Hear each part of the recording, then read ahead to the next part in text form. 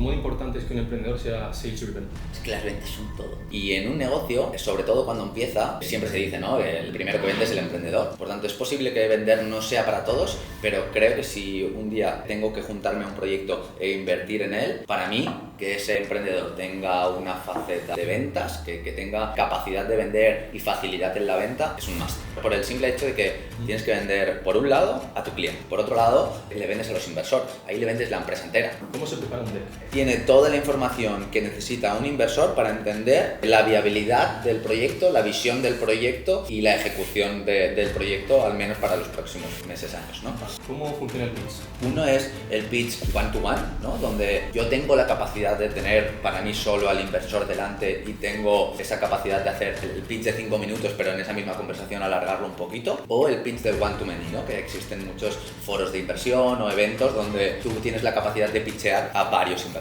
¿Cuáles serán las objeciones de ese primer pitch? Todos los inversores no tienen por qué encajar con tu proyecto, cada uno tiene su tesis y que un inversor te diga que no significa que tu proyecto no valga. Pues igual que en la venta vas a recibir muchos nos y tienes que encontrar los que sí que encajan y que haya esos sís. Bueno, hoy estamos en el podcast número 6 de The Founders Hub, un podcast dedicado a emprendedores, y estamos hoy con Adrián Gallardo. Un placer tenerte aquí, Chief Operations Officer de Attico Lab.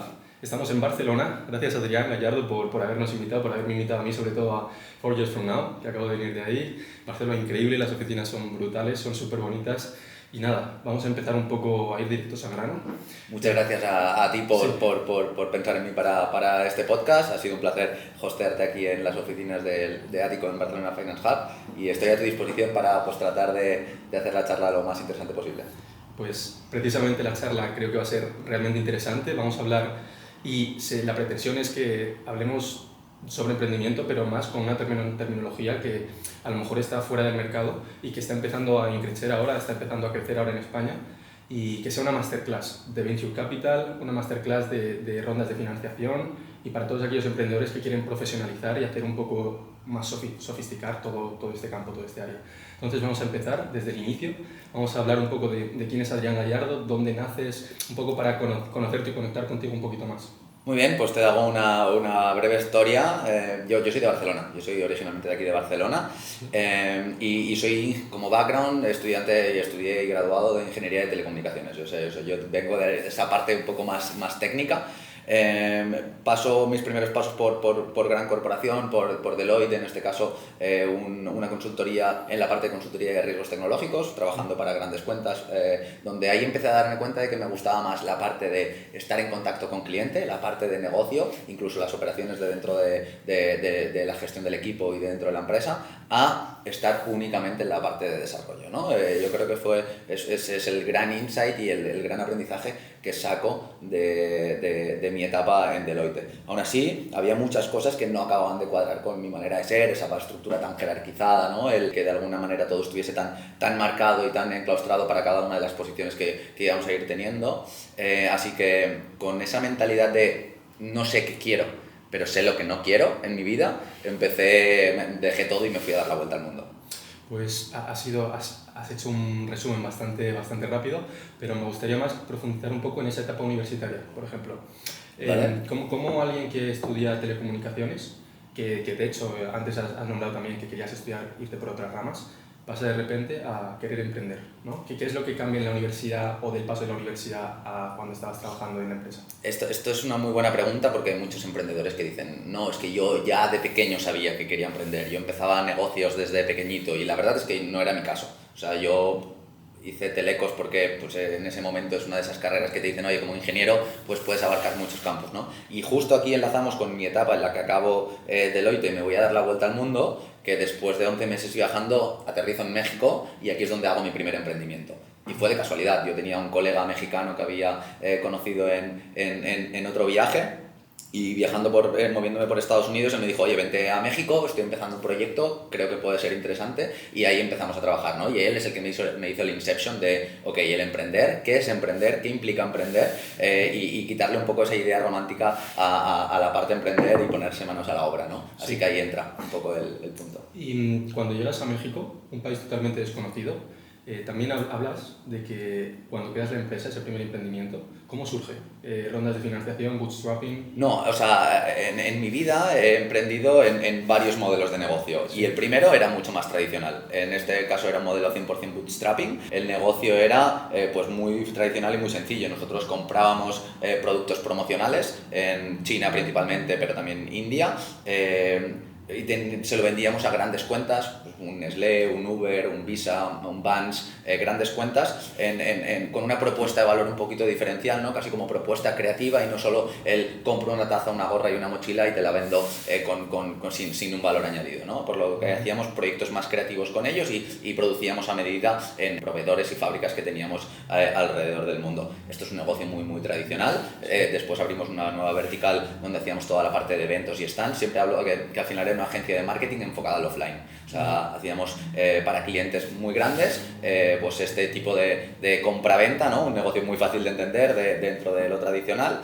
Eventos y stands que al final forman parte de unos servicios añadidos que hacíamos. Pero la realidad es que en este caso no había rondas de financiación, no había esa parte de estructura de hipercrecimiento. Aquí lo que aprendí fue principalmente ventas, cómo se trata con grandes cuentas, cómo vendemos a esos grandes clientes. Operaciones, al final es un negocio de logística donde la operativa y la eficiencia en toda esa importación era fundamental. Y sobre todo pues esa primera parte de negocio, ¿no? De cómo funciona un negocio. En este caso teníamos mucha tensión de caja, ¿no? Porque básicamente lo que nos pasaba era que nosotros pagábamos por adelantado a nuestros proveedores en Asia y aguantábamos el pago de estas grandes cuentas 30, 60, 90 días. Por tanto, aquí teníamos una tensión de caja y aprendimos a empezar a pensar y a darle valor al cash flow dentro de una empresa y cuán importante es poner el ojo, ¿no? En esa caja para que la empresa sea sana y sostenible a lo largo del tiempo. O sea, un máster en ventas, básicamente. Ventas para mí fue la clave, ¿eh? O sea, porque yo con un perfil más de ingeniero, como te decía en Deloitte, me había empezado a dar cuenta de que el contacto con el cliente me gustaba, pero era un contacto más de consultor en aquel momento y mezclé esa parte de consultoría, de escuchar muy bien al cliente, con empezar a vender nuestro propio producto, ¿no? Y la verdad es que funcionó muy bien. Mi socio mexicano siempre dice que los españoles en México lo teníamos un poco más fácil. Él decía, oye, tú vente a la reunión, pon acento español y vamos para adelante, ¿no? Pero la realidad es que empezamos a darnos cuenta de que la propuesta de valor que teníamos con esa creatividad extra y la personalización para estas grandes cuentas les empezaba a encajar muy bien y pues nos fue muy sencillo, entre comillas, en esos 2 primeros años abrir grandes cuentas y empezar a trabajar con empresas muy importantes. Me gustaría, yo creo que tu mente va a una velocidad increíblemente rápida, eso denota inteligencia, creo yo. Me gustaría saber en qué año empieza esto. Ostras, mira, entonces me pones challenge porque la realidad es que a mí ordenar cronológicamente me cuesta, pero te lo voy a hacer, ¿no? Más o menos mi carrera es 2009 a 2013-14. Yo te diría que después los 2 años de Deloitte, yo te diría que esto empieza en el 18 aproximadamente, vale. Tirando así para atrás un poquito antes, ¿no? El 17 o una cosa así, vale. 2017. Ahora estaríamos hablando de 8, 9 años o una cosa así. Sí, 8 años. 8 años, sí, pero igual un poquito antes, 16 o así puede ser. Vale. Me cuesta ordenar cronológicamente, eso es uno de mis retos, pero sí, yo creo que en orden de magnitud más o menos eso, alrededor de ese orden. Es que te pregunto porque has tocado varias materias. ¿Cómo era negociar con China? No sé si ha cambiado mucho el modelo de negociar con China en 2016 a día de hoy. Mira, ahora lo desconozco, la verdad no estoy actualizado, pero o sea, para nosotros fue un súper aprendizaje porque son maneras de trabajar totalmente diferentes, son maneras de entender un proyecto totalmente diferentes. Quedamos, si te soy sincero, muy mal con muchos clientes antes de que conseguimos dar con los proveedores adecuados. O sea, al final nuestra mayor tensión era que al final dentro de la hiperpersonalización de un producto puede haber errores, ¿no? No es lo mismo que solo ponerle un logo estampado con tampografía o serigrafía a un producto. Porque para clarificarlo, ¿cuál era el producto que ofrecíais? ¿Vosotros erais intermediarios entre China Sí. y el...? Teníamos una gran gama de productos, ¿no? Teníamos un gran catálogo, pero la mayoría era con mucha personalización. Es decir, por ejemplo, si podíamos hacer un power bank, pero no era una batería cuadrada normal al uso, sino que lo hiperpersonalizábamos, por ejemplo, con la forma, el logo o lo que quisiera la empresa. Hacíamos propuestas creativas, no sé, siempre hablo ahora ya hace tiempo que no hablo, pero hay una súper interesante que hicimos, por ejemplo, para Corona, la cervecera, en un festival en México. La mejor cerveza de México. Donde ellos querían básicamente generar un impacto real en un festival de música, y entonces lo que hicimos fue una acción completa donde a todo el mundo le regalábamos chancletas, flip-flops, donde toda la parte de abajo estaba grabada en negativo con el logo de Corona. Entonces, cuando la gente iba caminando por la calle, por la playa, conseguías que todo fuese dejando la huella de Corona. Y esto con unos drones y con toda la acción, pues son acciones con propuestas creativas un poquito más allá, donde lo que tratamos es de no solo darle un producto que el usuario va a acabar guardando en un cajón y no va a utilizar nunca. Nosotros lo que tratamos es de maximizar los impactos de esa marca con nuestra propuesta creativa. Vale, y ahora pasando a quién negociaba con China. Los dos fundadores, ¿hablabais chino, hablabais inglés con ellos? Al final aquí ya sabes que hasta no puedes hablar por un WhatsApp, la mayoría tenías que utilizar WeChat y plataformas que nos permitieran conectar con ellos y hablar con ellos. Por otro lado, de la misma manera teníamos a Pablo que trataba de ir haciendo viajes físicos in situ allá para que la negociación fuese un poquito más cercana. Al final nosotros había incluso clientes donde, por ejemplo, con Nestlé trabajamos para la parte de premamá. Vale. Por tanto, nuestras fábricas tenían que estar auditadas porque eran productos que iban a estar potencialmente en contacto de la barriga de una embarazada o de un niño pequeño, ¿no? Por tanto, nuestras fábricas tenían que ser auditadas por estas grandes cuentas, y llega un punto donde ya sí que con el paso del tiempo acabas estableciendo una relación un poquito más de confianza y se vuelve una relación más de partner más que de cliente-proveedor, ¿no? Pero esto es con el tiempo, después de haberla cagado muchas veces, después de hacer mucha prueba y error al principio. Si te soy sincero, era una Alibaba. Subir una propuesta de un render de lo que yo estoy buscando y encontrar proveedores que estuviesen dispuestos a hacer por un budget que yo tenía, por un precio que yo tenía, el promocional que nosotros buscábamos. Vale, ¿y a todo esto Pablo hablaba chino? No. O sea, no. ¿Cómo iba a ir a China y...? Vamos, defendiéndose, y no sé si has estado ¿no? No sé si has estado alguna vez en China, pero en China además nadie habla chino, o sea, nadie habla inglés. Es tremendamente complicado. Traductores, todo lo que intentábamos hacer directamente por WeChat era con un traductor y cosas así, y luego sí que es verdad que ellos tienen perfiles de ventas dentro de estas fábricas más enfocados y que sí que hablan inglés. El problema es encontrar a esa persona, pero acabamos sabiendo que este proveedor sabemos que les pedimos la tecnología, USBs, powerbanks, etc. A este otro les pedimos el textil, a este otro les pedimos, ¿no? Y al final acabas teniendo tu portfolio de proveedores que acaban ayudándote a traer ese producto. Yo creo que tú sí que has ido a China, ¿verdad? Yo he estado en China, sí. Luego hablaremos de eso, pero tú has dado la vuelta al mundo. He estado viajando dando la vuelta al mundo, literal. He estado en todos los continentes, he estado viajando durante... Pero antes de nada, has dicho antes las ventas, ¿no? Que esto ha sido, bueno, este primer emprendimiento ha sido un máster en ventas. ¿Cómo de importante es que un emprendedor sea sales driven? Es que las ventas son todo, tío. O sea, las ventas son importantes con nuestra familia, con nuestra pareja, con nuestros amigos. Siempre nos estamos vendiendo una versión de nosotros al fin y al cabo. Y en un negocio, sobre todo cuando empieza, siempre se dice, ¿no? El primero que vende es el emprendedor. Sí. Aquí me he encontrado emprendedores que no tienen esa skill y se han dado de cruces contra una pared intentando vender sin el éxito de acabar vendiendo. Por tanto, es posible que vender no sea para todos, pero creo que si un día, y ahora hablamos por ejemplo de mi faceta más de inversor, ¿no? Tengo que juntarme a un proyecto e invertir en él, para mí, que ese emprendedor tenga una faceta de ventas, que tenga capacidad de vender y facilidad en la venta, es un must. Para mí es un must, pero por el simple hecho de que le tenemos que vender si hablamos ahora de capital riesgo, de rondas de inversión, tienes que vender por un lado a tu cliente, ¿no? Ahí solo le vendes el producto. Sí. Por otro lado, el producto del servicio. Por otro lado, le vendes a los inversores. Ahí le vendes la empresa entera, tu visión, tu business plan, tus proyecciones, pero también el producto y el go-to-market que estás haciendo, ¿no? Entonces, constantemente tienen que vender, en diferentes situaciones, le guste o no, y para mí tiene que ser un skill que es prácticamente mandatoria y necesaria tanto para levantar capital como para que una empresa vaya adelante. Bueno, has hablado también antes de partner, ahora de go-to-market, términos que a lo mejor les es un poco novedosos para la gente. Por ejemplo, ¿qué diferencia un partner de trabajar directamente con una empresa y que sea tu cliente? Claro, o sea, perdona si algunas veces tendemos a utilizar vocabulario así, un poquito de anglicismos y demás, ¿eh? O sea, yo partner lo identifico como ese actor dentro de tu equipo, que normalmente es un externo, que te puede ayudar a conseguir ciertos objetivos. Al final, cuando empezamos ese business model canvas, ¿no?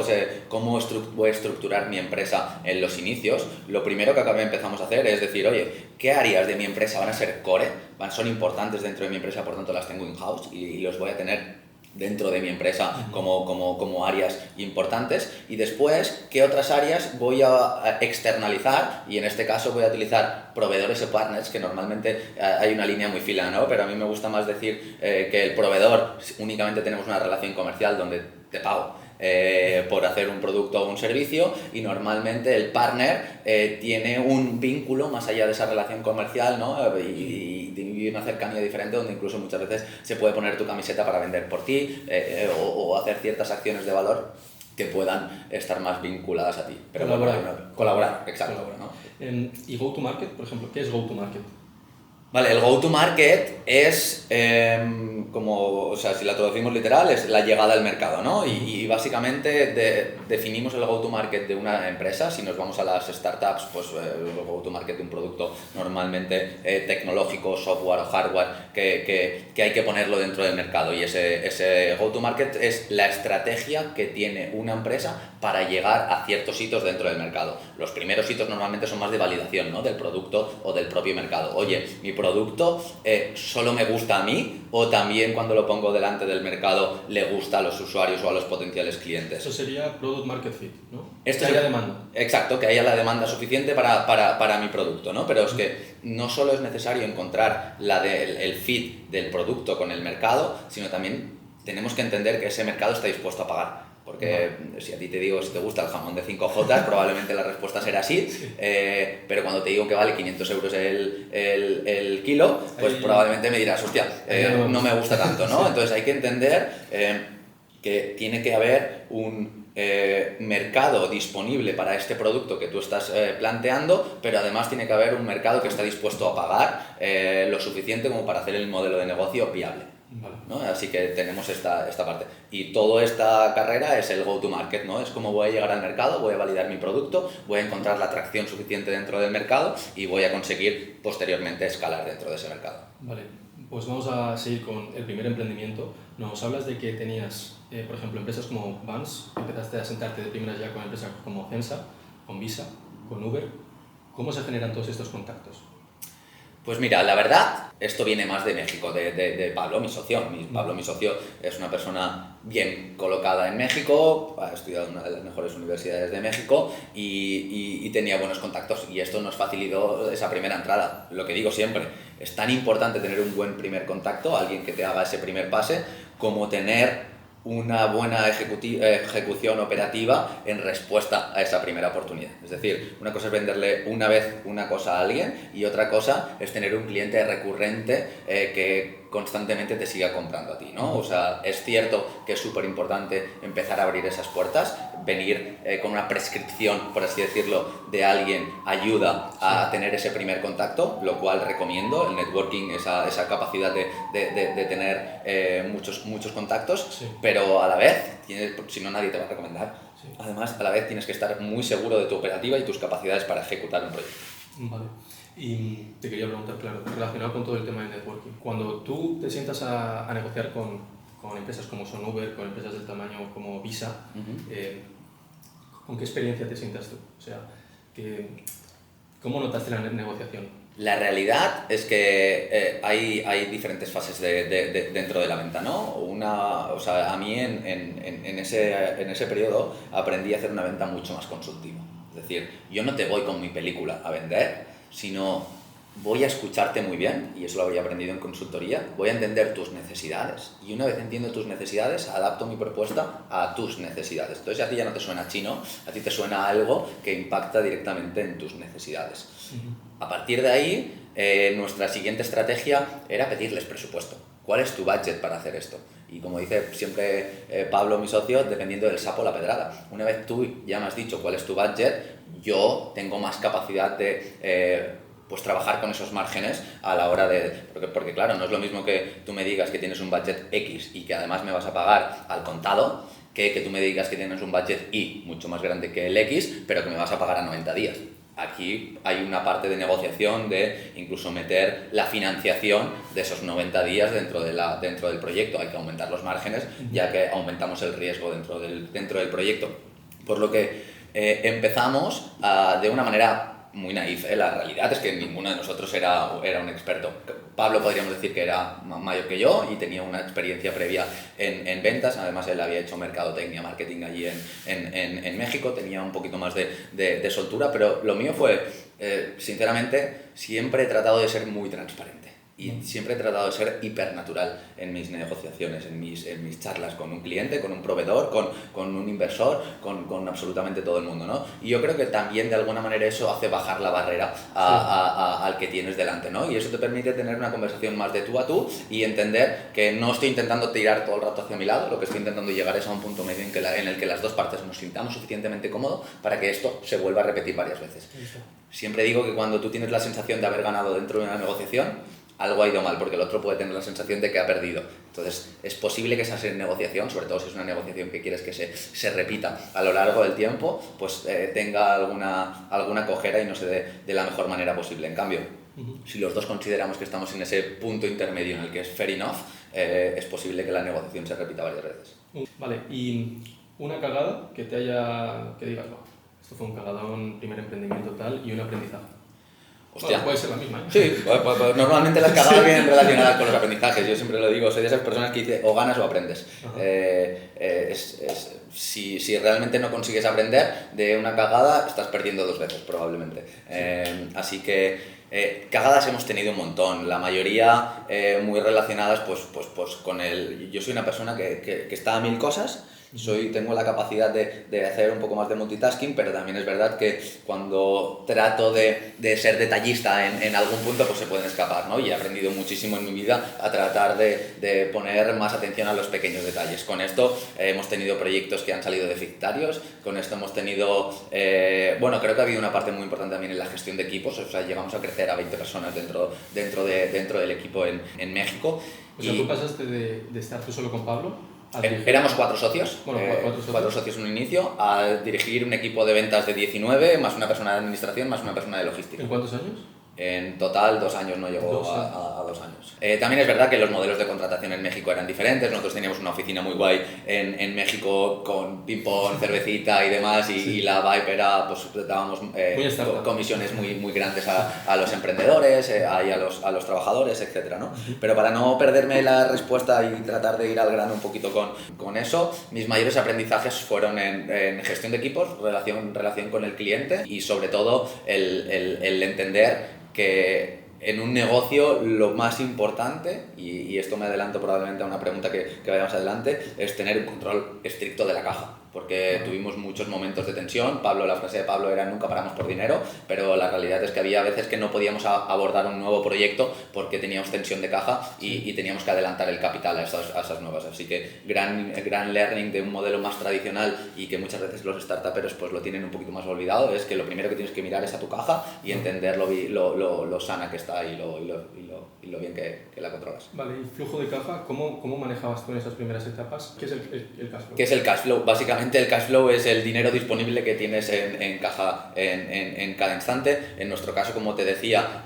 cuando tienes que adelantar pagos y tus pagos los cobras Vamos a poner una situación, porque yo me pongo en la piel y no lo entiendo. Digo, vale, a mí he cerrado un trato, una negociación, y ahora a mí me han adelantado un dinero, ¿no? y yo les tengo que dar un producto, ¿o cómo funciona? No, directamente no te adelantan el dinero, o sea, nosotros al revés tenemos que adelantar el dinero. Imagínate que cerramos un proyecto por valor de 20.000 euros, vale. Yo tengo que pagarle un 30% al proveedor para empezar a funcionar, vamos a hacer 10.000 para hacer números más fáciles, ¿no? Tengo que pagarle 3.000 euros para empezar al proveedor. Cuando una vez lo tiene producido le tengo que pagar el 70%, por tanto otros 4.000 que quedan y otros 3.000 más o menos a la recepción del producto. Vale. Claro, estos son 10.000 euros que yo no tengo en caja cuando estoy empezando y tengo que conseguir. Al inicio, pues un poco a pulmón y con capital propio, pero cuando vamos avanzando, en este caso trabajábamos con líneas de crédito con el banco. El banco lo que teníamos era un flujo disponible que nos permitía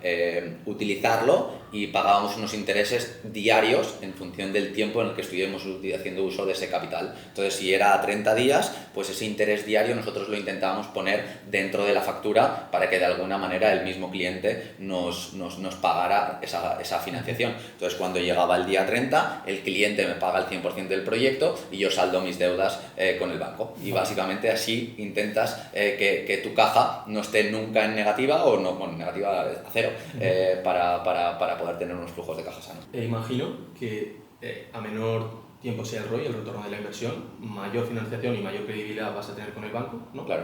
Y también, cuanto mejor vaya ese servicio que tú provees al cliente, más te van a seguir comprando. Claro, o sea, aquí hay varios puntos. Número uno, influye, por ejemplo, el tipo de cliente que tú tengas. O sea, que yo tenga una deuda o que Nestlé me tenga que pagar a 30 días no genera la misma confianza, o sea, es una confianza mucho mejor que no sé, un cliente Pepito pequeño me deba dinero a 30 días, ¿no? O sea, entonces esta cartera de clientes que nosotros teníamos daba la seguridad suficiente como para que con los bancos pudiéramos tener esas negociaciones para poder optar a esas líneas de crédito que nos permitían pues, que la caja estuviese sana. Vale, y ya para terminar, mercado mexicano versus mercado español. Pros y contras. Vale, pues mira, creo que ayuda muy bien a enlazar con la siguiente etapa de mi vida, porque nosotros después de esos 2 años, yo llevaba 1 año dando la vuelta al mundo, más los 2 años en México, tenía ganas también un poco de volver a España, y mi primera idea fue decir, oye, ¿por qué no montamos esto que tenemos ahora aquí en México? Que ya empezamos a trabajar además con Costa Rica, con Colombia, con algunos países de Latinoamérica, porque nuestras cuentas eran internacionales, y con Bridgestone, por ejemplo, fue la primera de ellas, que empezamos a trabajar en varios países de Sudamérica, ¿no? Y Centroamérica. ¿Qué pasó? Que dijimos, bueno, pues nos volvemos a España, intentamos montar esto en Europa y al final, bueno, pues era un negocio que, ok, abrir los nuevos clientes en Europa nos parecía relativamente sencillo por lo mismo, ¿no? Que eran clientes internacionales. Si yo Nestlé ya tenía un rating correcto, bueno, dentro de Nestlé en LATAM y lo llevábamos a España, pues era un cliente que era relativamente sencillo de abrir. La gran sorpresa, porque yo en aquel momento, y tengo que ser muy transparente, todo lo que sabía de negocio era lo que había ido aprendiendo en ese momento, ¿no? El learning by doing. Sí. Y entonces yo no tenía ni idea del tamaño del mercado, de la importancia de todo esto, así que el primer tortazo fue entender que sí, es verdad, era muy fácil abrir los clientes, pero el mercado mexicano es gigante y un pedido de Nestlé podían ser entre 20 y 50.000 unidades de producto y en cambio un pedido de Nestlé en España eran 1.000, 2.000 unidades de producto. Con lo que cuántos proyectos teníamos que llegar a hacer para que en un negocio de volumen esto tuviese sentido, ¿no? Claro. Por tanto, México es un país de oportunidades increíbles, un mercado que todo lo que vaya al B2C es gigante y que me fascina, o sea, volveré. De hecho, luego hablaremos de cómo ha pivotado esta empresa y a día de hoy sí que somos una startup. Trendy, que es la empresa tradicional. ¿Tú sigues en la empresa? Con un rol 100% satelital, ahora no estoy en la operativa del día a día, pero básicamente por acercar ya la historia, ¿no? Lo que en algún momento después de una etapa de emprendimiento y así que startupero aquí en España, en Barcelona, que iremos un poquito más adelante, sí. Vuelvo a México con la intención de, con Pablo y mis socios, de una manera bastante forzada, porque había venido un player americano a controlar los departamentos de compra de estas grandes empresas. Es decir, este player decía, estos departamentos de compras gastan demasiado dinero y yo voy a controlarlos y me voy a llevar un porcentaje del ahorro de año a año. Es un negocio entendible, ¿no? Auditaban esos departamentos de compras, sí. Les ayudaban a ser más eficientes en las compras y por tanto de ese ahorro ellos se llevaban un porcentaje. ¿vale? Esto hace que nosotros ya no pudiéramos vender algo que comprábamos por 1 por 5, sino que nos dijeran, no, esto me lo tienes que vender por 2. Por tanto, nuestros márgenes y nuestros riesgos aumentaban. ¿Qué hicimos? Lo que acabamos haciendo es fusionar nuestra empresa con un partner tecnológico que ya se dedicaba en aquel momento a hacer pequeñas apps y webs de promociones para este mismo tipo de clientes, por tanto conocía muy bien la tipología de clientes, y lo que montamos es primero en una POC, en una prueba de concepto a medida para Procter & Gamble, un software que en este caso pues ya podemos definir como un SaaS-enabled marketplace, que básicamente era un marketplace donde nosotros cobrábamos una suscripción a estas grandes empresas por el uso de la plataforma, ¿vale? Y nos llevábamos un porcentaje de todo lo que pasaba en ese marketplace. Es decir, ¿un marketplace es? Un marketplace es una plataforma que junta la oferta y la demanda de algo en concreto. En este caso empezamos por promocionales, pero ya vendemos todos los insumos de los departamentos de compras necesarios para una empresa. Amazon es un marketplace, ¿no? Amazon sería un marketplace. Hace de marketplace, sí, por ejemplo, un Wallapop, por ejemplo, aquí en España, lo que nosotros conseguíamos era todo nuestro pool de proveedores certificados, ¿Sí? Lo metíamos dentro de la plataforma y los departamentos de compras podían comprar directamente a estos proveedores sin pasar por nosotros. Okay. Lo que nosotros nos llevábamos antes, en lugar de multiplicar por 5, simplemente del margen, nos llevamos un pequeño margen de todo lo que pasa por la plataforma, pero a la vez también nos estamos llevando un SaaS, una suscripción recurrente, por el uso de toda esta tecnología y esta plataforma, ¿no? Entonces, es un negocio que ahora tiene mucha menos tensión de caja. Esto que hablamos de tener que aguantar los pagos por adelantado y que luego me los financien y demás, desaparece totalmente. Hay mucha más transaccionabilidad dentro de la plataforma, el GMV, ¿no? que se le llama, que es la cantidad de capital que se mueve dentro de la plataforma, y nosotros nos quedamos un pequeño porcentaje de lo que pasa dentro de esa plataforma aparte de la suscripción. Sí, de alguna manera como es que se automatiza el revenue, ¿no? Porque al final es un ARR constante. O sea, tienes exacto MRR o ARR, o sea, un recurrent revenue por anual o mensual por el uso de la plataforma y la suscripción, y luego tienes pequeños saltos de incremento de revenue cuando se dan proyectos en los que se compran y se venden a través de tu plataforma. Pero ya te digo, ahora no solo se vende el merchandising, sino que compran el papel higiénico que necesitan para la oficina, el papel para la impresora o cualquier tipo de insumo que necesiten dentro del departamento de compras. Los commodities, ¿no? Exacto. Pues luego pasamos a Barcelona, y llegas a Barcelona con, ¿cuánto sería? ¿2019? Cosas así. Sí, un par de añitos después, ahora aproximadamente 6 añitos, yo creo, 7, una cosa así. ¿Y qué situación se da para que tú quieras emprender aquí? Claro, o sea, aquí venimos con esta idea, como te decía, de montar Trendy en Barcelona. La realidad es que a los pocos meses nos damos cuenta de que tiene muy poco recorrido por esos problemas en el volumen de los pedidos. Y de casualidades de la vida, network, conocer a un par de chavales que estaban montando un proyecto. Claro, yo, como te decía, no conocía aún todos estos terminología startupera, venture capital, ecosistema de hipercrecimiento, ¿no? Sí. Y básicamente aquí empecé a meterme un poquito más en ese ecosistema. O sea, tú un día eres como yo, ¿no? Un día claro, empezaste a aprender learning by doing. Siempre, todo en mi vida ha sido eso. Yo creo que es lo mejor. Para mí, o sea, y lo hablaremos un poquito más como resumen al final, es importante, uno de mis puntos en la vida es estar muy atento a todo lo que pasa y no tener miedo a decir sí sin tener todas las variables controladas, ¿no? Entonces yo me lanzo a la piscina y luego ya vemos un poco cómo acabamos resolviendo todos los retos que se nos ponen delante.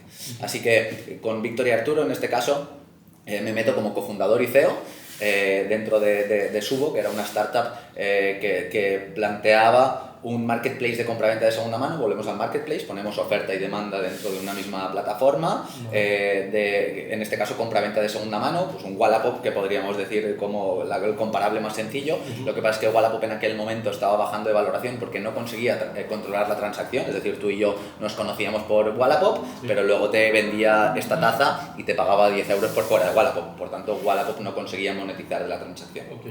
Sí. Tenía un gran problema en ese aspecto. Nosotros llegábamos con una solución all-in-one donde todo pasaba dentro de la plataforma, los pagos eran en escrow, es decir, quedaban en la nube hasta que el comprador corroborara que el producto estaba en perfecto estado y que todo estaba correcto, y entonces liberábamos el pago al comprador en ese caso, ¿no? Sí. Todo esto era una experiencia donde comprador y vendedor prácticamente no tenían que hablar, o de hecho no tenían que hablar, eliminábamos el chat, y bueno, pues aumentaba la transaccionabilidad con muestras de precio automáticos, que siempre nosotros teníamos la tesis de que cuando alguien subía un producto a la venta en segunda mano, siempre estaba dispuesto a venderlo hasta un 30% más barato si el dinero era de inmediato, ¿no? Y entonces con esta filosofía conseguíamos una mayor transaccionabilidad dentro de la plataforma. Vale. Levantamos un par de rondas de inversión, aquí sí que... Aquí vamos a andar un poquito, porque esto sí que yo creo que nos interesa a todos. ¿Cómo es el levantar esa primera ronda de inversión? Porque fue tu primera ronda. Primera ronda, sí, vale. sí. ¿Cómo se prepara un deck? Para empezar vamos a ver cómo es un deck. Tengo una historia súper graciosa con esto, porque Arturo, uno de los dos chicos, el CMO, que en aquel momento la idea venía de ellos y yo simplemente pues ayudé en esa parte de ejecución en base a la experiencia que ella tenía, más en el modelo tradicional, ¿no? Pero era mucho más B2B, menos B2C. Arturo tenía el contacto de Didac Lee. No sé si conoces a Didac Lee, pero es gran colega, pero además es uno de los mayores inversores dentro del ecosistema, un súper emprendedor, ha sido... ¿Business Angel sería? Sí, Business Angel, aunque también tiene fondos de inversión como tal. Y además, bueno, pues ha estado relacionado con varios proyectos, está relacionado con el Barça, bueno, un crack. Yo en aquel momento no lo desconocía, ¿Cómo se llamaba para luego buscar? Didac Lee. Es un súper referente del ecosistema. Vale. Pues Arturo lo tenía en LinkedIn de un evento precisamente en 4 Years From Now que lo había visto haciendo una charla y demás, y le escribió por LinkedIn diciendo: oye, tengo una idea de un proyecto, en aquel momento no era más que una idea, me gustaría hablar contigo. Vale. Y la respuesta de Didac fue: ok, perfecto, tienes un deck, mándamelo. Nosotros en aquel momento no sabíamos ni lo que significaba la palabra deck. Tuvimos que ir a Google y decir ¿qué significa deck? Sí. Y nos pasamos toda una noche haciendo ese deck, esa presentación para inversores, ¿no? Que bueno, pues a día de hoy he visto infinitas, he trabajado infinitas tanto para mis propias empresas como con los emprendedores con los que he trabajado, y básicamente... Y una pregunta, ¿qué abarcaba ese deck inicial? ¿Tamaño de mercado? Básicamente, exacto, ¿no? Un deck tiene toda la información que necesita un inversor para entender la viabilidad del proyecto, la visión del proyecto y la ejecución del proyecto, al menos para los próximos años, ¿no? Típicamente un deck tiene presentación del problema, ¿no? Que muchas veces lo podemos maquillar de oportunidad prácticamente, pero al final tú tienes que detectar un problema en la sociedad, en el mundo. Solución planteada, ¿no? Y aquí hablamos de la oportunidad que nos está brindando este problema. Hay veces que es importante también hablar del momentum, ¿no? De por qué ahora es el momento ideal para abordar este problema. Si hablar... ¿Time to market?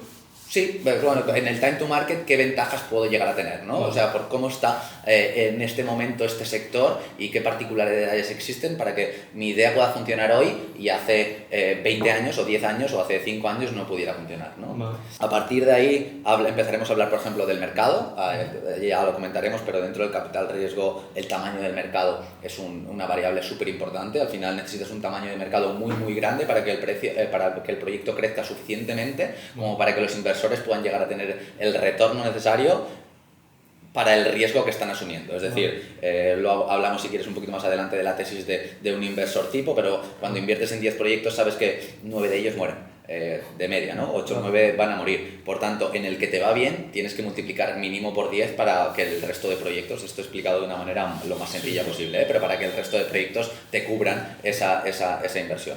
Por lo que tenemos que hablar de tamaños del mercado muy grandes que puedan crecer mínimo esas 10 veces desde que yo invierto para poder tener el retorno esperado como inversor. ¿Okay? Entonces, después del tamaño del mercado, normalmente tenemos típica diapositiva un poquito más del producto o de la solución que nosotros estamos planteando. Vale. Estrategia de go-to-market, hemos hablado antes del go-to-market, es cómo voy a llegar a ese mercado. Competidores, es una diapositiva que normalmente debemos tener porque es importante conocer quién tienes alrededor. Muchos emprendedores que dicen, no tengo competidores. Bueno, siempre hay alguien. Directos, indirectos, hablaremos de cómo estás haciendo, ¿no? Pero hasta ahora seguro que hay alguien que está cubriendo parcialmente, aunque sea, esa necesidad, y vamos a tener que entender cómo vamos a vivir entre esos potenciales competidores y en qué momento se encuentran ellos también, ¿no? Sí. Y luego ya sí que nos vamos a una parte más de crecimiento financiero o roadmap, ¿no? Que nos va a permitir entender cómo van a ser los próximos meses, años de la empresa, Vale. para entender cómo va a Que crecer. esto sería un Excel, ¿no? Un Excel más o menos. Puesto en la presentación, a mí no me gusta que haya un Excel, luego, o sea, porque también hay que entender que el deck es el primer impacto. Sí. Luego, si hay un interés, tendremos una siguiente conversación y ahí nos meteremos todos en el Vale, business vale. plan, en el Excel y vamos a ver los detalles, ¿no? O sea, la primera solo es una presentación. Pero la primera, lo que como mucho quiero que me muestres una gráfica, ¿no? De cómo vas a crecer tú o 4 números que me indiquen el potencial de crecimiento de ese mercado. No suele ser tan interesante poner todas las proyecciones financieras dentro de un deck porque los inversores ven muchos decks y no se van a poner de una manera muy densa a perder el tiempo y a intentar entender cómo has hecho esas proyecciones financieras. Si existe un interés en la visión, en el equipo que lo va a ejecutar. Por cierto, me he dejado la última diapositiva, que normalmente es el equipo y es de las más importantes, sobre todo en startups early stage. El equipo, cómo lo van a manejar, la oportunidad del mercado que tienen, el producto que tienen y demás. Entonces tendremos una segunda reunión, media hora, una hora, donde nos juntaremos y iremos un poquito más al detalle con los números. Y ahora, tenemos el deck. ¿Cómo funciona el pitch? ¿Quién lo da? La importancia, cuánto tiene que durar. Vale. Personas que hay en la habitación, por ejemplo, negociadores, inversores, venture capital, cambia en función de quién hay. Sí, es súper importante entender, como decía ahora, que cada elemento y cada interacción con el inversor tiene que tener un objetivo. Es decir, normalmente, pocos casos existen, ¿no? Pero normalmente en la primera interacción, en ese pitch de 1 minuto o de 5 minutos o en la presentación del deck, no nos van a decir toma todo mi dinero y ya está. O sea, hay que entender que eso lo único que queremos es que nos abra una puerta a una segunda reunión. Vale. Y esa segunda reunión que nos abra una puerta, o sea, el pitch de 5 minutos con el deck que nos abra una puerta a una reunión de media hora, 1 hora, y esa reunión de media hora, 1 hora que nos abra una segunda ventana, una segunda puerta a otra reunión, pues ya para acabar de hablar los detalles, ¿no? Pero mínimo van a existir estas 3 reuniones y hay que entender muy bien qué implica cada uno de los pasos. Vale. Entonces, ¿Cómo fue ese primer pitch, por ejemplo? bueno, o sea, al final el storytelling número 1 es súper importante, parece mentira, pero es importante tener un storytelling que convenza. Número 2 es el equipo, o sea, una de las cosas más importantes que me he dado cuenta en todos estos años es que las ideas valen muy poco.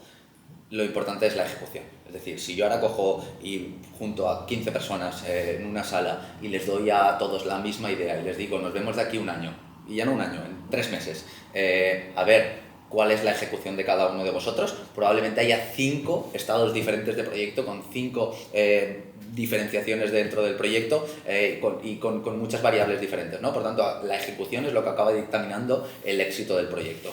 Mucho énfasis en el equipo que va a conseguir hacer toda esa ejecución. Variables importantes dentro de ese equipo. Número 1, que sean cofundadores que se complementan entre ellos. Vale. No suele ser interesante que vengan 2, 3 emprendedores, todos con el mismo perfil, que han estudiado lo mismo, que hayan pasado por Deloitte o por la empresa que sea juntos y que ahora estén además emprendiendo. Normalmente buscamos perfiles que se puedan llegar a complementar y que de alguna manera se balanceen también entre ellos para llegar a mayor puerto. Así que si nos metemos en esos primeros pitches, o sea, tienes dos variables, ¿no? Uno es el pitch one-to-one, ¿no? Donde yo tengo la capacidad de tener para mí solo al inversor delante y tengo esa capacidad de hacer el pitch de 5 minutos, pero en esa misma conversación alargarlo un poquito, o el pitch de one-to-many, ¿no? Que existen muchos foros de inversión o eventos donde tú tienes la capacidad de pitchear a varios inversores. Las dinámicas son un poquito diferentes. En ese pitch de one-to-many, pues tenemos que conseguir llamar la atención. O sea, ahí no hay más que llamar la atención para conseguir ese segundo stage en el que ya generaremos toda la demás confianza y ya aterrizaremos un poquito más los detalles, ¿no? Es un pitch pues más tirando a mover esos futuribles, ¿no? El vender el futuro, el tratar de que todo el mundo empatice con la problemática que has detectado y la solución que estás tratando de implementar. Y cuando tienes el one-to-one con el inversor, por cierto, mis preferidos, ¿no? Tienes esa capacidad un poquito de que haya preguntas y respuestas, toma y daca. O sea, una de mis grandes aciertos, diría yo, en el one-to-one con los inversores es córtame en el pitch cuando quieras. No quiero que yo hacerte todo el pitch y que nos guardemos las preguntas para el final. Generas mucha confianza haciendo una conversación, un debate, y que cuando el inversor te haga las preguntas, tenga la sensación de que tú ya habías pensado esas preguntas siempre antes y tienes una respuesta válida para todas esas. Aunque aquí me surge una pregunta, ahora que lo has dicho. ¿Cuáles eran las objeciones de ese primer pitch? ¿Había objeciones? Sí, muchísimas. ¿Cómo las resolviste? Porque es difícil. Sí, o sea, simplemente, número uno, hay que entender que todos los inversores no tienen por qué encajar con tu proyecto, cada uno tiene su tesis y que un inversor te diga que no significa que tu proyecto no valga. Vale. Esto es un primer learning. Así que, pues igual que en la venta vas a recibir muchos nos y tienes que encontrar los que sí que encajan y que haya esos sís.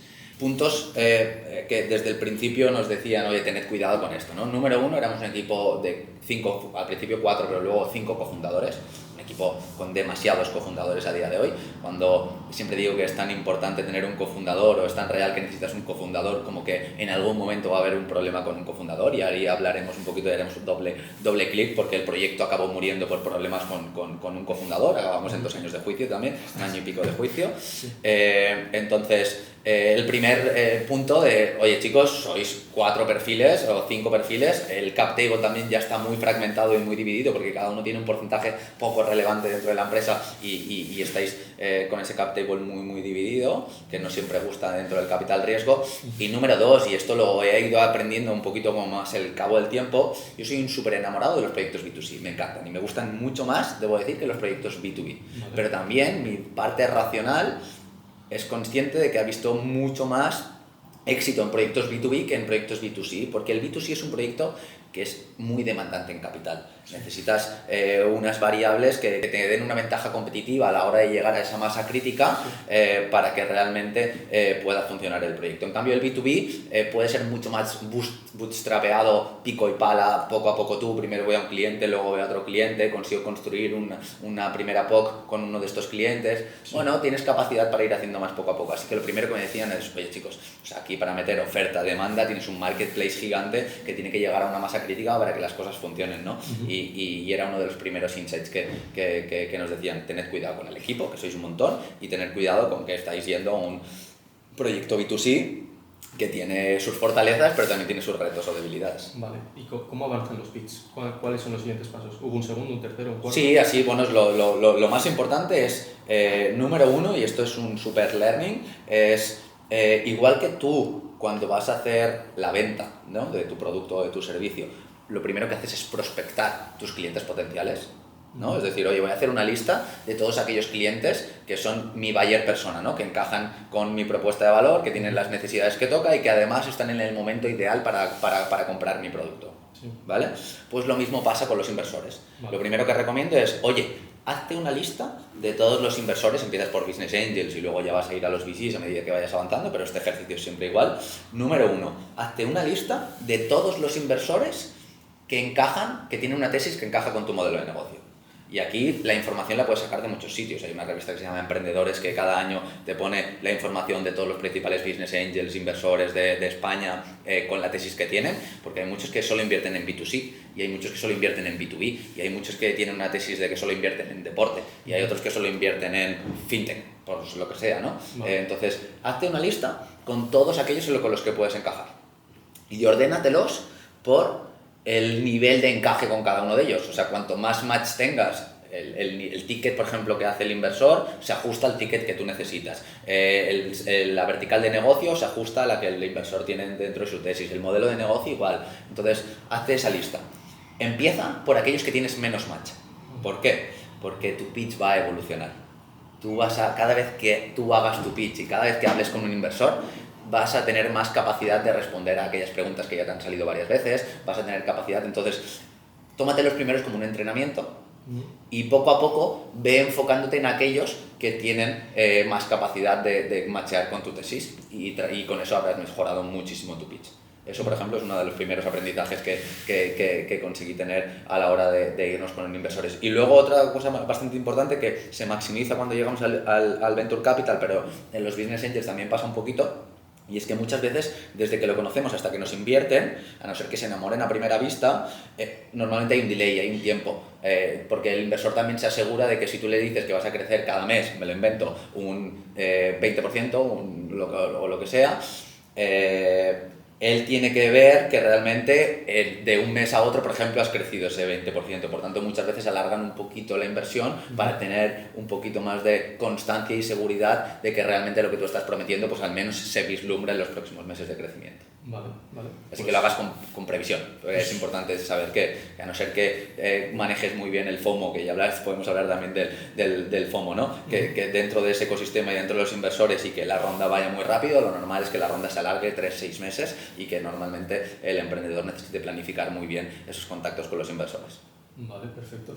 FOMO, para el que no lo sepa, Fear of Missing Out, es miedo de quedarse fuera. Tal cual. Entonces, de repente ves que la gente empieza a meterle cuando nadie le metía y ahora yo quiero participar. Exacto. Pero ahora aquí me surge también la duda de cómo puede el fundador tener el poder de la negociación en vez de que sea el venture el que te viene a ti a negociar, tú darle la posibilidad, ¿no? El que, oye, mira, que yo tengo un proyectazo, te estoy dando a ti la oportunidad de participar en mi proyecto. Número uno. No me das tú la oportunidad con tu dinero, sí. ¿sabes? Y esta es la clave, ¿eh? O sea, estos son los emprendedores que consiguen esto, son los que tienen éxito, al menos en esta parte de financiación, ¿eh?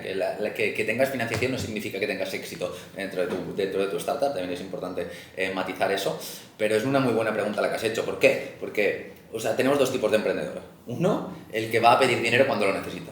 Vale. Este está atado de pies y manos, porque si tú necesitas el capital, yo como inversor, cuanto más alargue esa negociación, más necesitado estás tú del capital. Por tanto, tengo el as en la manga y tengo las manijas del juego para negociar.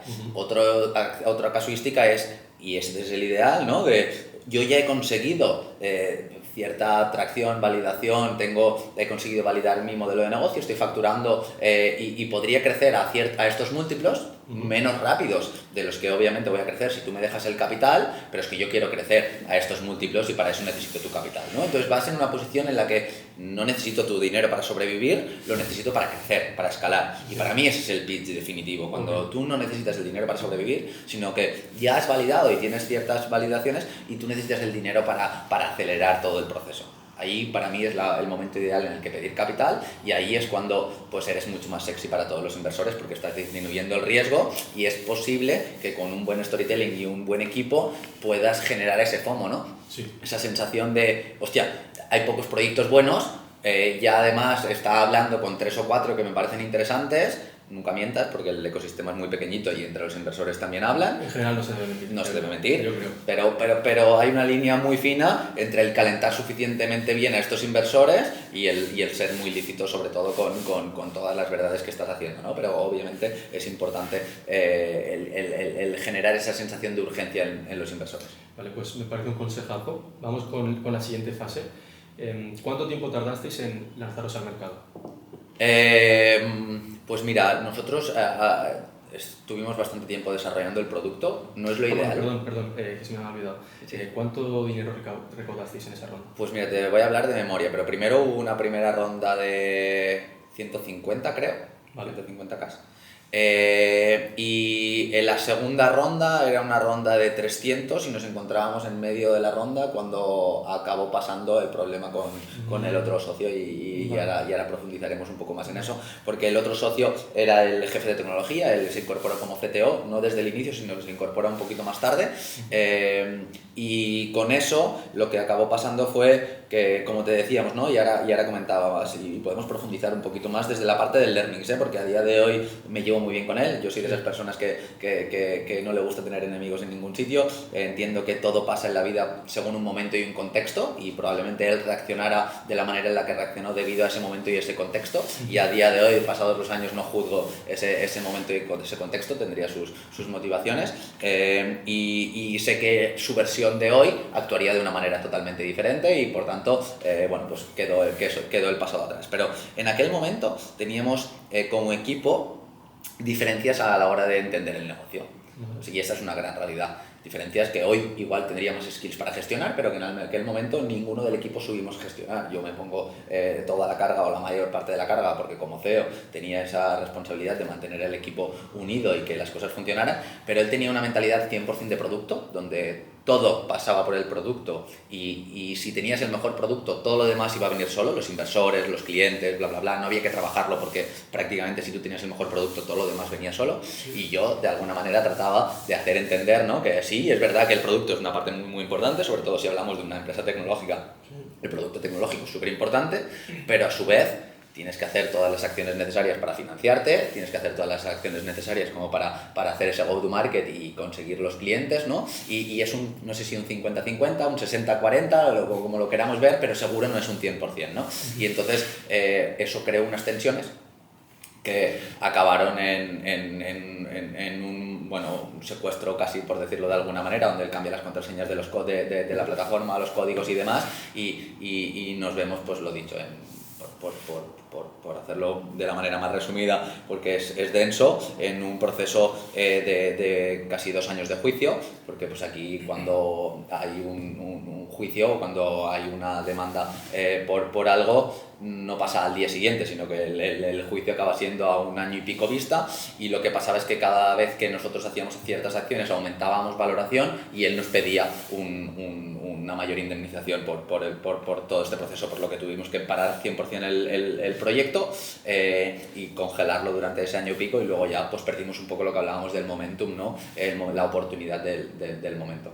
Vale, pues esto te preguntaré más tarde porque lo tengo apuntado, pero es sobre todo tema socios, importancia de socios, importancia de estar alineados con valores.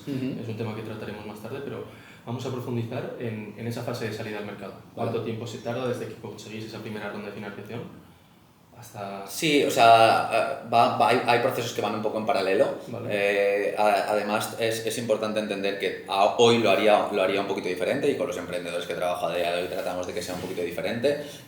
Hoy mi máxima es el better done than perfect, es decir, hazlo, sácalo aunque no esté perfecto. Vale. Tenemos que aprender, ¿no? O sea, creo que el trabajar con productos tecnológicos, uno de los mayores aprendizajes que quiero expresar es que es una mentalidad muy de científico. Es decir, yo tengo hipótesis y las pongo delante de los clientes o de los usuarios para que me las validen o me las refuten. Sí. Y tengo que tener esa mentalidad de que lo que yo sé no importa nada. O sea, las respuestas me las va a dar cuando ponga el producto delante de los usuarios y me digan, oye, pues mira, esta funcionalidad que tú pensabas que iba a utilizar no la utilizo, y en cambio necesito esta otra. Y esta otra que pensabas que no iba a utilizar tanto, la utilizo muchísimo porque me aporta mucho valor, ¿no? Entonces, el medir todo muy bien para entender cuáles son esas respuestas del usuario y realmente cuáles son las funcionalidades, las features que van a acabar teniendo más valor dentro de esto. Así que hoy... y con las pocas barreras que tenemos, porque no es lo mismo, parece mentira, pero hace 6 años que estábamos hablando que esto pasó, 6-7 años que esto pasó, que hoy. Hoy con IA tenemos la capacidad de construir pequeños productos no code o incluso con algo de code que nos ayuden a validar estas primeras cosas, nos ayuden a validar el mercado, y no tienes la necesidad de tener un socio de tecnológico que desde el minuto 1 desarrolle la versión final del producto, ¿no? Entonces vamos por etapas. Primero validemos tanto el producto como el mercado. Primero el mercado, el interés del mercado, la intención, y luego el producto ya va a ir creciendo y va a ir escalando. Vamos añadiendo nuevas features a medida que vamos creciendo y que vamos entendiendo las necesidades de nuestro cliente. Así que nosotros tardamos bastante. Nuestro primer MVP igual estuvimos 6-7 meses para sacarlo. Bueno, no era tan MVP. Antes decían siempre que el mínimo producto viable es una versión de tu producto que te tiene que avergonzar. Si no te avergüenza, no es tu MVP, ¿no? Porque has dedicado demasiado tiempo a hacerlo bonito y a hacerlo funcionar. A día de hoy creo que eso también ha cambiado un poco, porque todo necesita ser bonito, en cierta manera, para que tenga cierto interés. Y además, las barreras para hacerlo bonito no son tan grandes. O sea, podemos conseguir cosas chulas sin tantos esfuerzos. Así que, bueno, el orden de magnitud que abarcábamos esos 6, 7, 8 meses creo que tardamos en lanzar el producto, pero creo que se puede hacer antes, o ese es mi aprendizaje, tratando de sacar más versiones, más releases, pero menos optimizadas cada una de ellas. Vale. Pues me gusta mucho lo que has mencionado antes del sin saber programar. Por ejemplo, hoy en día creo que muchas personas quieren emprender, por ejemplo, crear un SaaS, muchos no saben programar. Herramientas no-code están a su disposición, no solamente para crear una plataforma que sea, pues eso, una interfaz de usuario para poder tener algo que enseñar a inversores, sino también en la misma página web. Tenemos a Webflow, tenemos Framer, que antes, por ejemplo, para crear una página web necesitabas un desarrollador. Hoy en día es un producto estandarizado, es un commodity que ya ni siquiera... Ya no necesitas contratar a alguien. Bueno, puedes contratar a alguien para que te haga el framer, pero aprende tú en 1 día, 2 días, que no tardas nada. Porque las barreras se han acortado muchísimo, estoy de acuerdo. Ahí está, las barreras. Aquí es donde quiero entrar. El mercado, la barrera de entrada para entrar a cualquier mercado hoy en día es muy baja. pero esto también lo que hace es que el nivel de competencia aumente. Totalmente. Entonces, aumenta el nivel de competencia, al aumentar el nivel de competencia, aumenta el nivel de sofisticación del mismo mercado y, por tanto, un inversor va a ser muchísimo más exigente y antes únicamente a lo mejor te compraba una idea, ¿no? Uh-huh. Hoy en día te compra no solo la idea, sino un MVP y además que esté validado y que además te lo ejecuten. Vamos a entrar un poquito aquí en profundidad. ¿Cómo ha cambiado el mercado estos últimos 10 años? Es una gran pregunta y la has reflejado al 100%, y la comparto al máximo. Es cierto que existen menos barreras para validar, por ende, como tienes más capacidad de una manera bootstrapper validar, no me vengas sin haberlo validado tú primero anteriormente, ¿no? Esto es como cuando le preguntabas a tu jefe antes de haberlo investigado por tu propia cuenta. Oye, pues era tan fácil que solo que hubieses puesto en Google cómo se hace esto ya lo podrías haber hecho tú, ¿no? Sí. Pues llevándolo a las validaciones de producto al mercado, pues 3/4 de lo mismo. Es cierto que esto o ya para el Business Angel o para el VC, esto de venir con un PowerPoint y te invierto en esa fase idea, prácticamente no se ve. Hay veces que para second time founders, por ejemplo, fundadores que ya han hecho un primer proyecto y que ya tienen un track record de tener éxito dentro de esto, pues pueden tener esa capacidad para, con un simple idea PowerPoint, levantar capital ya suficiente como para contratar ese primer equipo y llevarla a cabo, pero en el 90% de las ocasiones lo que nos vamos a encontrar es que buscamos emprendedores que hayan tenido la capacidad, porque también es una validación para nosotros como inversores, mínimo la capacidad de haber atraído a un equipo suficiente, pues porque ya es un primer indicador, o que tú tengas las skills para desarrollar ese MVP y validar la primera versión del producto, o que seas capaz de atraer el perfil técnico, el perfil no sé qué, el perfil de marketing que te ayude con las campañas o lo que sea, para validar ese producto. Son dos skills que me valen, o que tú tengas esas skills o que hayas sido capaz de liar a otros dentro de ese proceso para que te acompañen en el camino, ¿no? Por tanto, es una primera validación muy importante y que ayuda a entender que no, porque si no es solo humo, ¿no? Bueno, tengo una idea, pero si no has movido ningún pasito para conseguir esa ejecución, es muy complicado que el inversor pueda separar el grano de la paja cuando le llegan 30 decks diferentes en una semana y todos vienen solo en una fase idea sin haber validado nada del mercado. Vale. Y aquí entra la siguiente pregunta que creo que es muy interesante. ¿Para una startup se busca más un perfil generalista o un perfil especialista? Sobre todo de liderazgo. Es una buena pregunta. Aquí no sé si me mojo tanto, porque creo que las dos son válidos. Obviamente para mí, en general, perfiles de liderazgo y deben tener un poco de perspectiva del negocio, o sea, deben ser por lo general perfiles que al menos hayan tocado dos o tres áreas de una empresa, vale. Y rodearse de muchos perfiles especialistas. O sea, esta sería mi primera hipótesis, ¿no? Oye, idealmente tener un equipo bastante generalista que sea capaz de rodearse de perfiles muy especialistas que tú tienes que hacer las paces, eliminar egos, eliminar todo, que van a saber probablemente más que tú de cada una de esas cosas, ¿no? Y eso es importante decir, ok, eso es bueno, pero necesitas perfiles generalistas para ser el hombre orquestra dentro de la empresa, ¿no? Porque si no, el de tecnología solo entiende de tecnología, el de marketing considera que el marketing es lo más importante y no empatiza con el de tecnología, y así las diferentes áreas, ¿no? Que no son capaces de empatizar entre ellas. Cuando has estado en dos áreas de esas, es mucho más fácil entender las implicaciones de cada una de las áreas y tener una perspectiva por encima de las dos que tenga en cuenta a esas dos áreas. Por tanto, creo que es interesante,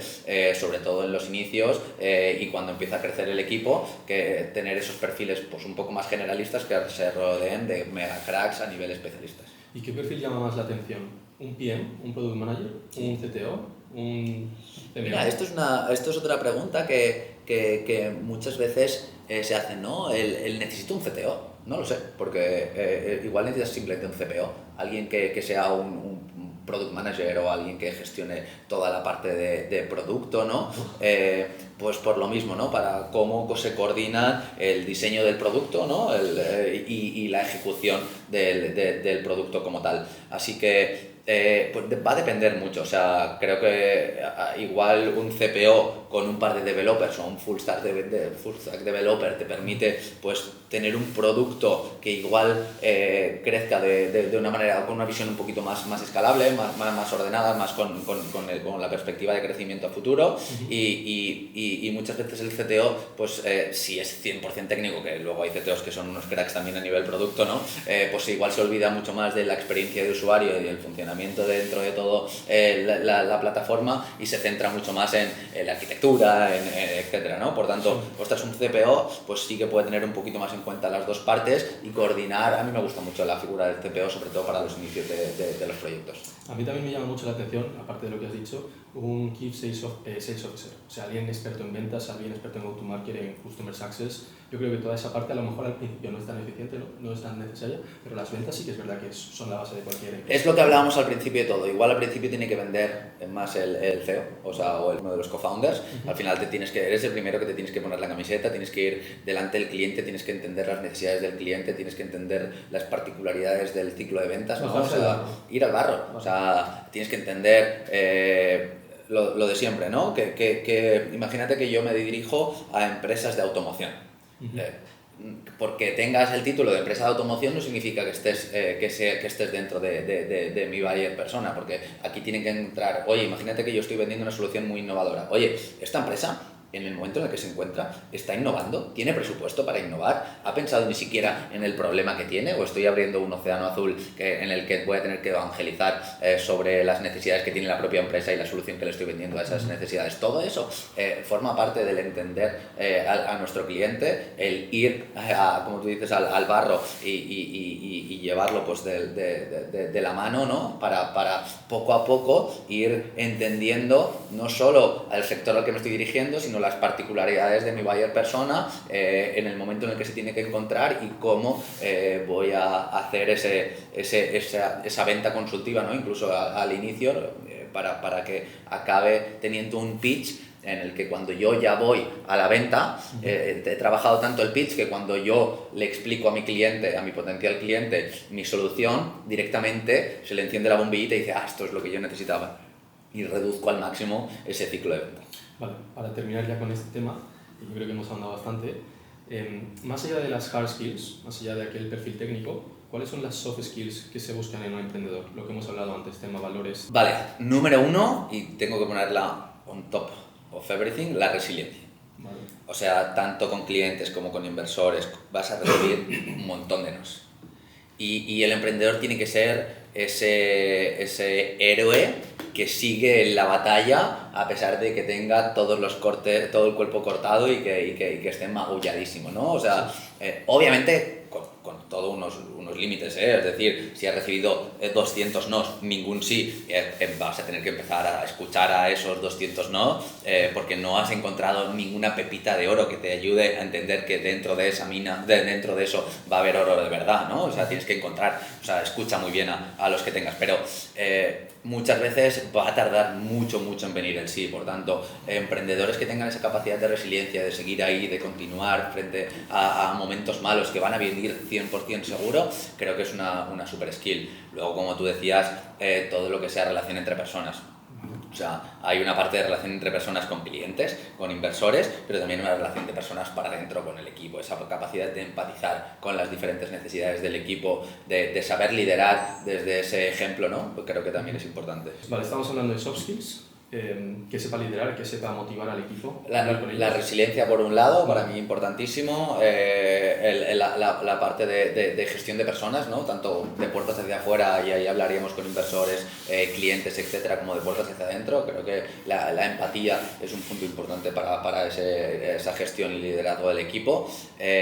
Y luego, al final, el emprendedor tiene que tener una capacidad de ecualizar, es decir, no puede ser un emprendedor que cuando tiene una buena noticia se vaya a un pico gigante por arriba y con una mala noticia se vaya se hunda en un pozo, ¿no? O sea, una cualidad muy importante en el emprendedor que siempre digo es el ecualizar, el hacer que tú te mantengas siempre en esos boundaries, en esos límites que te van a permitir pues no correr una carrera de 100 metros, que es un sprint gigante, pero un esfuerzo explosivo, sino ir a esa maratón de 40 kilómetros que necesitas esfuerzos progresivos, que necesitas controlar muy bien tus emociones, ¿no? Es que esto pasa, o sea, un día te dicen que te meten dinero y que el proyecto piensas que va hacia adelante y que va a ser un éxito total y tú te crees absolutamente un dios o que has conseguido lo que buscabas, y al día siguiente se te cae ese deal y caes en un hoyo profundo de que esto no va a salir nunca adelante y que va a ir mal, ¿no? Entonces, hostia, mantente un poquito ahí entre esos límites para alargar al máximo esa resiliencia, ¿no? Para que tengas más oportunidades de seguir intentando dentro de ese proceso. Vale, pues ya para terminar, se consigue esta segunda ronda de inversión, ¿no? Ocurre lo que ocurre con tu socio y llegas a Articolab, ¿no? El siguiente paso sería... Sí, hay unos años de intermedios, ¿no? Donde después de la caída de Subo me dedico un poquito más a ayudar a otros proyectos de manera satelital, les ayudo a conectar con algunos inversores. Al final yo era la cara visible dentro de Subo y había hecho un gran ecosistema, un gran networking, como hablábamos antes, ¿no? Tanto de inversores como de otros emprendedores. Ahí empezamos a hacer un poco más como freelance, pues pequeñas inversiones también, con un grupo de otros emprendedores que nos juntábamos y juntábamos tickets e invertíamos en algunos otros proyectos de emprendimiento que veíamos. Aquí tengo una pregunta que me surgió, vale, vosotros organizabais rondas de inversión caseras, por así decirlo, ¿no? Invitabais de manera, pues eso, de amigos para hablar con emprendedores, ¿no? ¿Cómo se cerraban estas rondas de inversión? ¿Con tus amigos, compañeros, conocidos? ¿Con contratos? Sí, no, es un acuerdo, un contrato de... Pues normalmente cuando hay dos tipos de rondas, ¿no? La ampliación de capital directa, ¿no? Pues una entrada de capital junto a todos los inversores en tal fecha me tienen que hacer el ingreso en la cuenta, y hago una ampliación de capital que es elevada a público y que va ante notario y que, bueno, pues funciona así, ¿no? Vale. Y luego hay contratos de nota convertible, que es otro modelo de inversión donde... la característica que tiene es que puedo tener una ronda abierta, por decirlo de alguna manera, durante 12 meses, por ejemplo, por decir un estándar. Voy a ir encontrando en cada una de esas etapas diferentes inversores, pero como va a estar abierta 12 meses, en función de si entras en el primer quarter, en el segundo, en el tercero o en el cuarto, voy a ir dándote un descuento en función del riesgo que tengas. El primero que entra tiene más descuento que el último, pero la característica es que yo, cada vez que va entrando capital de cada uno de esos tickets, puedo utilizar directamente el capital. En la primera tienes que juntar todo el capital para luego poder hacer la ampliación de capital y que luego poder utilizarlo, ¿no? Entonces, son dos modelos un poco diferentes. Y no hacíamos los dos. Al final es un acuerdo entre particulares que nos sindicamos todos, ¿no? Entramos todos de una manera conjunta, tenemos un representante que entra en forma de una SL dentro de ese cap table, dentro de esa empresa, y tenemos un acuerdo que regula la entrada, la salida y todo.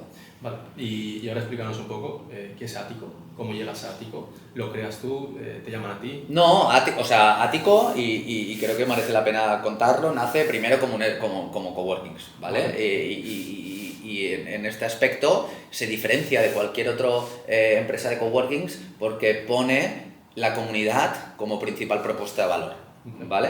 Y a partir de ese negocio de coworkings empieza a sacar diferentes business units que aportan a esa comunidad de una manera u otra, y entonces por eso aparece Ático Living, ¿no? Que es la parte de real estate y la parte de hospedaje a corto plazo, medio plazo. Aparece la parte de la aceleradora Ático Lab y aparece la parte del vehículo de inversión, que a día de hoy ya se han fusionado y somos Ático Lab para acelerar y para invertir en las startups, ¿vale? Y aquí me incorporo yo hace prácticamente 3 años. Ático Lab ya llevaba un añito y poco, con Kino como CEO de la aceleradora, ¿okay? Lo que pasa es que con un modelo de aceleración muy diferente a lo que tenemos hoy en día. Y entonces, un poco mi objetivo en estos 2 últimos años y pico ha sido tratar de implementar un modelo de aceleración que realmente aporte al emprendedor en la ejecución. Porque el emprendedor, como hablábamos antes, la ideación no falla. O sea, el idear, el soñar, el papel lo aguanta todo y eso pues, es genial, ¿no? El Excel lo aguanta, el papel lo aguanta, todo genial. Pero cuando nos ponemos a ejecutar es cuando fallamos. Así que yo acabo montando, junto con Ático Lab, un programa de aceleración que ayuda al emprendedor en esa fase de go-to-market y en esa fase de ejecución, ¿okay? El emprendedor entra en la aceleradora con un equipo montado que se tiene que estar dedicando full time, porque obviamente si no es suficientemente importante para ti como para dedicarte el full time, como voy a dedicarme yo a poner esfuerzos y recursos en tu proyecto. Número 2, que tengan un MVP. Lo que hemos dicho antes, las barreras son bajas, construye el MVP, ya sea porque has captado al equipo suficiente como para hacerlo o porque eres capaz de desarrollarlo tú mismo, ¿no? Y por otro lado, que tengan una pequeña validación con el mercado. No entraremos en si es mucha facturación, si es poca facturación, pero que haya indicios de que ya están en el mercado y que han empezado a hacer cosas con algunos clientes. A partir de ahí, lo que vamos a tratar de montar es un programa de 6-8 meses hipermedible, donde tenemos unos objetivos muy medibles, cuantificables con OKRs en este caso, y que nos permiten entender cómo va creciendo en diferentes sprints el proyecto durante todo ese tiempo. Y ahí es donde tratamos de maximizar, minimizar, mejor dicho, los errores del emprendedor y maximizar la aceleración, la velocidad con la que crecen en esos 6-8 meses. Vale. ¿Qué significa OKR? Vale, OKR es una metodología que es utilizada por muchas de las grandes empresas, Google, Intel, grandes empresas, que básicamente nos permite setear objetivos, o sea, implementar objetivos lo más cuantificables posibles. Es decir, todo lo que no podamos medir y que no podamos cuantificar sirve de poco. No es lo mismo decir quiero crecer que decir quiero conseguir 10 clientes, que cada uno de esos 10 clientes me den una facturación mensual de 1.000 euros. Eso es cuantificable y a eso podemos decir si nos hemos quedado en 7 clientes, en 10 clientes o en 12 clientes y ver cuánto nos hemos desviado de nuestro forecast, ¿no? De nuestra previsión. Pues eso queda por ahí. También preguntarte, mayor caso de éxito de Aticolab, financiación, cuánto levantó en una ronda, cuánto está valorado ahora mismo. Aticolab a día de hoy, como decimos, somos una empresa que acelera startups y les ayuda a financiarse también. Nosotros, nuestros grandes casos de éxito de startups que han pasado por la aceleradora, uno de ellos podría ser Tatux, no sé si la conoces, pero sí, claro. Es una empresa... ¿Cómo se llama? Berta Madueño. Berta y Joel, correcto. Sí. Que pasó por la aceleradora ya hace... te diría 3 años aproximadamente, y a día de hoy pues han crecido un montón y están en unos niveles de facturación top. Tenemos otros casos de éxito como pueden ser un Flipo, que es una solución de gafas modulares que también han crecido mucho, ya están en España, Italia y creciendo a otros mercados. Más recientemente Back to Life o Big Beer, que son 2 soluciones también de producto físico que han crecido mucho y han escalado mucho dentro de la aceleradora, así que bueno, ahora llevamos esos 4 o 5 años donde empezamos a ver los primeros casos de éxito. Como decíamos antes, el plan de una startup es a 3-5 años vista y ahora es donde empezamos a ver esos primeros casos de éxito que están empezando a funcionar, a traccionar muy bien y que se convierten en los estandartes de la aceleradora y del vehículo.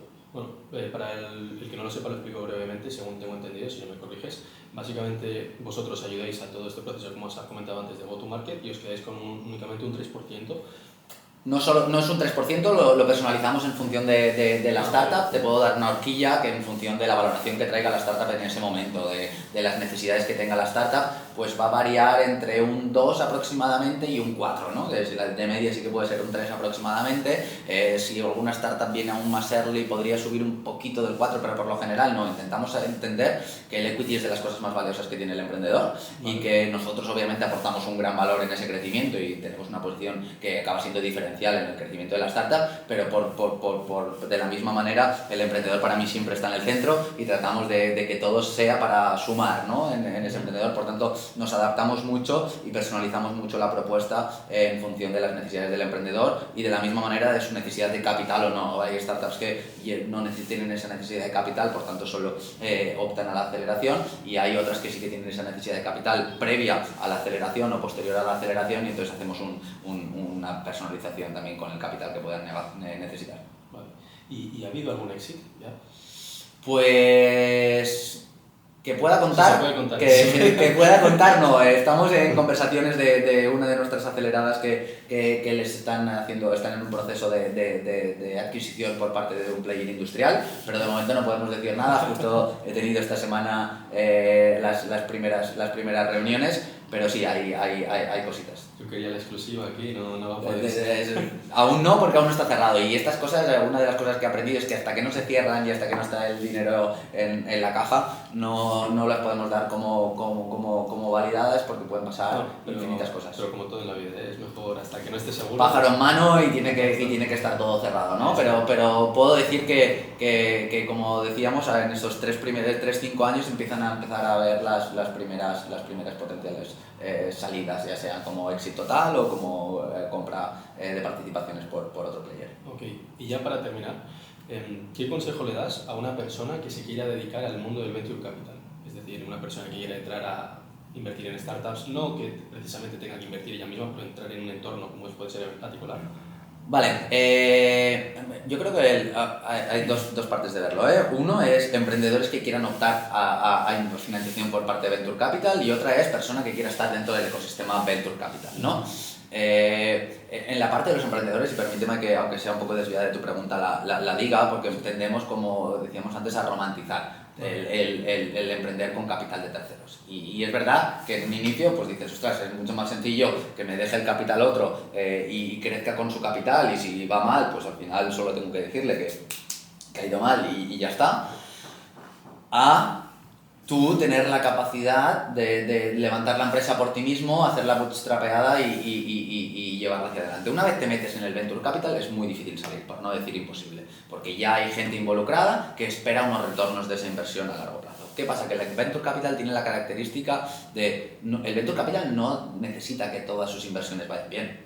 Necesitan que una de cada 10, pues como decíamos antes, vaya bien. Y para eso va a tratar de acelerar al máximo el proceso de entender rápido si va bien o no va bien, si tiene el potencial de crecer o no tiene el potencial de crecer. Por tanto, muchas veces cometemos más errores por esa velocidad que tenemos que imprimir a la hora de conseguir una gran cuota de mercado, a la hora de llegar a cierto punto. Entonces, primero pregúntate, como emprendedor, ¿qué tipo de emprendedor eres? ¿Qué buscas con tu empresa? ¿Buscas tener un impacto global y llegar a millones de personas a costa de ceder mucha parte de tu empresa y que en algún momento incluso las decisiones puedan no depender de ti, sino depender de todo ese conglomerado de gente y de personas que has metido dentro de tu empresa?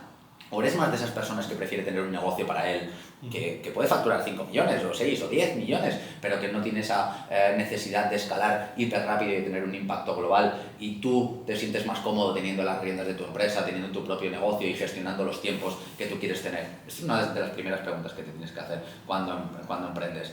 También el momento en el que se encuentra tu empresa. Has conseguido, como decíamos antes, validar ciertas cosas, has encontrado una pequeña pepita de oro y con eso tienes la excusa para pedir más capital, para ir a construir una mina y buscar todo el oro que hay dentro de la mina. No es lo mismo haber encontrado esa primera pepita de oro que ir a pedir sin haber encontrado esa primera pepita de oro. Entonces, entiende muy bien en el momento en el que se encuentra tu empresa para ir a pedir el capital. Y para la gente que quiera participar como actores dentro de ese capital riesgo, los perfiles más buscados son analistas. Entender muy bien pues precisamente eso, cuáles son entender un business plan, entender proyecciones financieras, entender las necesidades del inversor y cuáles son sus objetivos, porque al final no es lo mismo invertir como business angel que ser un fondo de inversión que gestiona capital de terceros y les debe un retorno de esa inversión. Es muy diferente. Un business angel le puede mover la emoción, puede enamorarse del emprendedor y hacer una inversión sin tener tanta seguridad dentro de los múltiplos, los números y demás que puede tener un emprendedor. Pero el que gestiona el capital de terceros, el que es un VC, un fondo de capital riesgo, necesita devolverle una rentabilidad a sus LPs, los limited partners, que son los que han dejado el capital dentro de la empresa. Por tanto, ahí prácticamente solo lo cuentan los números, el analizar números y el que salgan las cuentas de aquí a 3, 5 años, 7 años, que va a ser la estrategia de éxito y de retorno de la inversión que va a tener ese fondo. Así que si quieres invertir por tu cuenta propia, bueno, pues las emociones y el mirar en las personas creo que puede ser algunas variables que tengas en cuenta. Obviamente si tienes el perfil analítico pues mucho mejor, pero a veces cuando entras demasiado early pues hay poco que analizar. Y cuando ya hablamos más de VC, ahí ya sí que van a tener mucha importancia pues el análisis de financiero de las empresas. Vale. Pues queda claro. Y ya para terminar una serie de preguntas relámpago. La primera es, ¿libro favorito? Mira, este no es tanto de emprendimiento, pero me ha ayudado mucho en la vida, que es El curioso arte de que casi todo te importa una mierda. Vale. Es un libro que te ayuda a focalizarte en lo importante y dejar el ruido y lo menos importante de lado. No es que todo te importe una mierda, pero es que casi todo te debe importar una mierda para focalizarte en lo realmente importante. Vale. referente del mundo del emprendimiento? Aquí podría decir que tengo muchos, pero probablemente uno de los que más me ha marcado, sobre todo en mi etapa inicial, es Carlos Pierre, el CEO y cofundador de Bali. Vale. ¿Empresa que te gustaría haber montado? Wallapop. Wallapop. Sí, Vale. te diría que ese es uno de esos negocios que me quedé siempre con ese granito de arena. A día de hoy mi pareja además trabaja en Wallapop, creo que es un negocio de economía circular que me flipa, como decíamos antes va al B2C y sé que es complicado de hacer sostenible, rentable y demás, pero sin duda Wallapop me habría encantado constituirla yo y montarla yo. Okay. ¿Métrica clave de un negocio o empresa? Hoy tengo claro que el cash flow, o sea, y ahí entraríamos también después márgenes, obviamente, porque hay muchas vanity metrics y que permite que me explaye un poquito más que solo una respuesta rápida, ¿no? Los emprendedores tendemos a tirar a las vanity metrics, ¿no? Número de usuarios, engagement, gente que al final todo eso se tiene que traducir en ventas y dentro de las ventas no solo la facturación, que acaba siendo también una vanity metric, sino qué margen tienes sobre esa facturación y qué cash flow te permite tener, pero al final el cash flow es lo que te va a decir si de verdad tenemos larga vida o no tenemos larga vida. Vale, perfecto. Después, ¿B2C o B2B? Creo que ya está claro, ¿no? Lo he dicho antes, mi parte racional dice que el B2B, mi parte irracional y de enamorado de los negocios dice el B2C, pero sé que es más complicado. Vale, startup a seguir de cerca. Startup a seguir de cerca, pues mira, a día de hoy voy a decir Big Beer, que es, como te decía antes, una de las startups que entró hace un año en la aceleradora, que ha conseguido de entrar simplemente con un producto y 0 clientes en aquel momento, estar este año en más de 40 festivales en toda España y es un dispositivo, una máquina que permite eficientar los procesos de servir cerveza dentro de los festivales, ¿no? Básicamente tiene 3 grifos y lo que una persona tarda en echar una caña, una cerveza, esta lanza 7 cervezas de una manera 100% automática y con la espuma perfecta puedes hasta programar los deditos de espuma que tengas. Big Beer es con Guillermo, el CEO, que estoy enamorado de él porque es un CEO todoterreno, tiene una capacidad de crecimiento en los próximos meses y años espectacular. De hecho me lo han dicho amigos que les parece top, o sea, brutal. Y nada, la última ya, ¿tiempo o dinero? Y yo soy enamorado del tiempo. Vale. Sí, yo sí. O sea, y entiendo que dentro del ecosistema startup muchas veces la respuesta va a ser más el dinero o existe una ofuscación o una obcecación por el dinero, pero yo no lo cambio por el tiempo. Yo soy de esas personas que le encanta disfrutar de su tiempo, de su rutina, de que por suerte tengo un trabajo, una manera en la que me gano la vida que me flipa, que me permite estar disfrutando todos los días de mi vida y que ese tiempo dedicado a esto no me parezca un tiempo mal gastado, porque me apasiona lo que hago, pero sí que es cierto que adoro tener tiempo para mí, para cuidarme, para escucharme, para entender cuáles son mis necesidades, para autoconocerme y en base a eso, como digo siempre, consentirme. Y el consentirme permite que Adrián siempre esté en una versión pues, más feliz, más gratificante y más agradecida con todo lo que tiene en su entorno. Pues muchas gracias, eso ha sido Adrián, muchas gracias por haberme aceptado la invitación, por invitarme aquí a Barcelona, a las oficinas de Ático, espero que hayas tenido un buen momento y nada. Ha sido un absoluto placer, Alex, la verdad es que bueno, me ha gustado mucho compartir este rato contigo y espero que tengas muchísimo éxito con este podcast y con todos los que vayas a ir lanzando. Muchas gracias.